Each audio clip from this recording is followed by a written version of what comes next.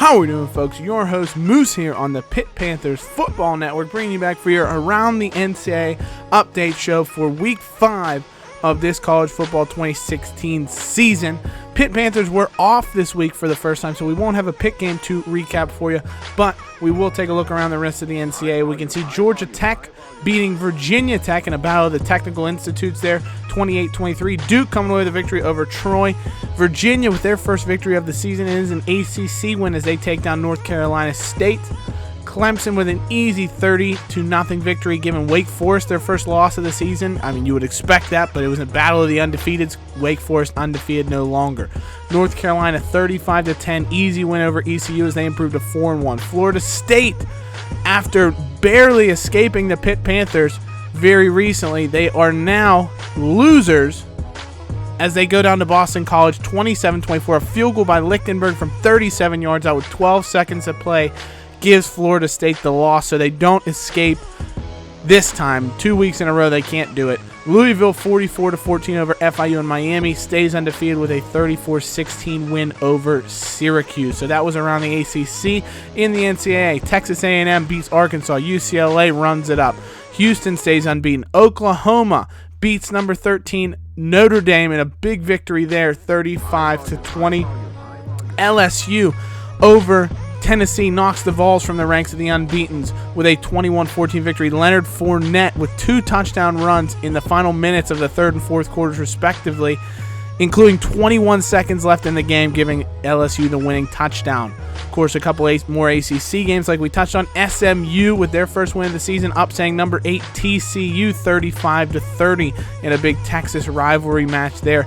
SMU with late points in the fourth quarter to give them that win. 8:39 left. Got a touchdown run from Jones to give them the lead. USC pick up their first win of the season, being Arizona State, knocking them from the ranks of the unbeaten. So a lot of upsets, or not even upsets necessarily. You'd think USC should be a good team, but they're having a tough season so far, but they did get a big win in that regard. Alabama just escapes Ole Miss 17-14 with a third quarter touchdown from Harris, so they come away still undefeated 4-0 at this point, but with a lot of close shaves have Bama had so far. Stanford 27 over Washington State 24, a very tight battle there. And Washington 34-7 over Arizona. Oregon 38-31 over Cal in the Pac-12. So some big games. Players of the week, Warren Long with 168 yards and 4 touchdowns on the ground. Unbelievable performance in a win over Maryland there. And Ben Neiman, player of the week for Iowa in a win over Minnesota. Quinn Blanding, defensive player of the week, sack, forced fumble, pick. Fantastic game from him. And LJ Scott for Louisville with 3 touchdowns and 151 yards. So after players of the week, let's take a look at who are the best players of the season so far. Mike Weber still leading the pack there, but Leonard Fournette into the mix after a 2-touchdown performance to beat Tennessee. Joe Mixon with a very solid performance for Oklahoma in the victory over Notre Dame, although I think, personal opinions aside, Joe Mixon is a scumbag. But aside from that, virtual Joe Mixon is having a good season. Nick Chubb, 101 yards and a touchdown, so he falls down the list a bit in spite of Georgia winning. And Christian McCaffrey comes onto our list, 132 yards and a touchdown in the win over Washington State. So those are your Heisman guys to watch right now. Before we get after that, we talk about now how things are shaping out in the NCAA. So we'll take a look at the NCAA top 25, the coaches poll. Alabama at the top. Media poll has Clemson at the top, so a little bit of a split interest in that regard. Oklahoma actually jumps Clemson in the coaches poll to go up to number 2 after their big win over Notre Dame. Clemson drops despite a convincing win over Wake Forest. Michigan, Ohio State in the Big Ten following up there. LSU's up to 6th after that win over Tennessee. Washington up to 7th. They're still unbeaten. Houston as well up to 8th. Georgia up to 9th. Tennessee back to 10th, so only a 3-spot drop after that tight loss to LSU. Stanford's down up to 11th, UCLA up to 12th, Baylor to 13th, Miami to 14th, Florida State drops back to 15th, 10 spots down after their loss to Boston College.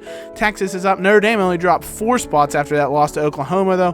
Oregon's up 2 spots with their victory. Louisville up to 19th, Texas A&M up to 20th, Wisconsin 21st, North Carolina 22nd, TCU drops all the way to 23rd, so a 15-spot drop after the loss to winless SMU, and your Pitt Panthers are into the rankings at number 24, so 3-1. Their only loss coming in overtime to Florida State, who's currently number 15 now, but your Pitt Panthers are into the rankings before they go to face Old Dominion this week. And other teams they've played, Oklahoma State's right there. Penn State's only got the one loss. So, the Panthers look very solid so far this year. So we'll have to wonder as their schedule gets tougher following Old Dominion if things will really shape out the way that Pitt fans want them to, or if they'll run into some trouble in that ACC conference schedule remains to be seen. But speaking of the ACC, let's take a look at how things shape out right now. Miami and North Carolina looking like the teams to beat, but Pitt, in spite of their early loss to Florida State, still has to play everyone here in this division, so they could definitely shape up as a dark horse in the Coastal Division. Clemson, the team to beat in the Atlantic for sure. Florida State's loss to Boston College really hurts them, but those teams will show down later in the season, more than likely for the Atlantic Division title. So Miami, Clemson, maybe, but those seem to be the favorites going into it. But week 6 now, what are your big games around the NCAA? UCLA taking on Utah. Kirk Herbstreit picking UCLA to stay unbeaten and go to 4-0. In spite going away to a tough Utah, it's a tough place to play. There's no doubt about that. Louisville taking on number 8 Houston. Kirk picks Louisville to pick the upset over the undefeated Houston Cougars. It's, you'd say upset because Houston are the higher ranked team, but Louisville definitely have the talent to be able to do that. Let's see what Lamar Jackson can pull off this week. TCU coming off their first loss. They have another big game, though, as they take on Oklahoma, who's 4-0 and looks set to run the table in the Big 12. There's no doubt about that. So let's see what those teams can come through. Herbstreit picks Oklahoma. Herbstreit's also picking Georgia to beat Tennessee in a 9-versus-10 battle as Georgia looks to stay unbeaten. Tennessee trying to get off the schneid. Washington 3-0, a test here for them as they take on number 11 Stanford, their first real test of the season. So we'll see what the Huskies and Jake Browning are made of, but Herbstreit is picking them to come away with the victory despite having to go to Stanford to play this game. And for your Pitt Panthers, they're into the rankings this weekend. They'll be taking on Old Dominion. So really, this is their kind of game where, maybe they might lose focus a little bit, but you expect them to come away with a victory. There's no doubt about that. Old Dominion is 3-1, so they've got a little bit of confidence in that regard, but the Panthers are just a far superior team. They have an unbelievable offense that should steamroll Old Dominion. There's no doubt about that. And they have to play well because they have a ton of top recruits coming in for this game, guys, that they're very interested in. But we take a look at Old Dominion. They've beaten UTEP, an FCS school in Western Kentucky, while getting obliterated by Utah State. So you'd expect the Panthers to go the way of Utah State and take control of this matchup, but you never know. Sometimes the Panthers do play down to their opponents. If we look, Bentley is the guy for Old Dominion. He's really struggled passing-wise as far as his completion percentage. Still 628 yards and 3 touchdowns, though, but that's because their actual starting quarterback, Lawry's the big guy, but David Washington's been injured. He's expected to be available for this contest, so look for David Washington to play instead of Schuler Bentley. Lawry's the real guy to stop, though. Solid running back. Got 355 yards, so the Panthers can shut him down. It'll really limit what Old Dominion can do as far as their offensive attack, but just an overall okay defense, one that the Panthers should be able to just overmatch on the offensive line, and we're predicting that your Panthers will come away with a 45-17 victory over the Monarchs of Old Dominion. So it should be a pretty comprehensive win. Let us know what you think are going to happen in the remainder of the top 25 games. Do you agree with Herbstreit's picks? Do you want to go a different direction? Do you think the Panthers are going to come away with an easy victory in this particular matchup? So let us know what you thought. Let us know what you thought of the series so far. Let us know what you've thought of the season or profile that we did this week if you want to see any other interesting stuff. So as always, guys, thank you so much for watching.